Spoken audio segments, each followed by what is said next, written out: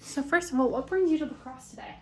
Well, this is the seventh and last town in Wisconsin that I will visit over the last couple of days. And the reason is I love to get out to rural America, especially. I think rural America is often ignored. I love to chat at length about some of the major issues facing our country and hear what people have to say. Awesome. And then why do you think this upcoming election is very important for people to get out and vote for? Well, I think the issues are very clear. If you're a worker, in Biden, you have probably the strongest pro-worker president in the history of the United States since at least FDR. Somebody who, for the first time, actually walked the picket line with a striking worker. If you are a woman and you believe that you should control your own body rather than the government, this is an enormously important election. Biden is strongly pro-choice.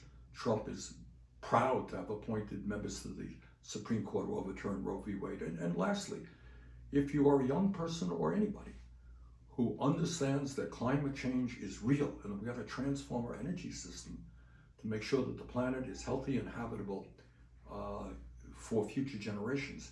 You know, Donald Trump thinks climate change is a hoax. Joe Biden, on the other hand, has put more money into transforming our energy system than any president in the history of our country. So I think the choices are quite clear. The last point that I would make is, you know, what presidential elections are about. These are not Grammy Award winning shows. You know, we're not voting for personality. We're voting for policies that impact our lives. And in that sense, I think the choice is very, very clear. And that we need Biden again in the White House, and we need Tammy Baldwin in the U.S. Senate. And then after the debate, and I know in the past people have been cautious to vote because they might not like either candidate. Why do you think it's important to still exercise that right to vote? Look, this is, again, not a personality contest. And if you don't like everything that Biden does, and I don't, I have strong disagreements with him, you got to sit down and weigh these things. Say, all right, what's better for me, for my kids, for my parents? And I think if you look at those things, if you look at workers' rights, if you look at women's rights, if you look at environmental issues and climate change, if you look at student debt, you know, Biden has helped some 5 million Americans cancel their student debt. That's a huge deal. So I think if you look at the issues that impact families, the choice is clear, and you can't sit it out. If you sit it out, somebody else is making a decision for you.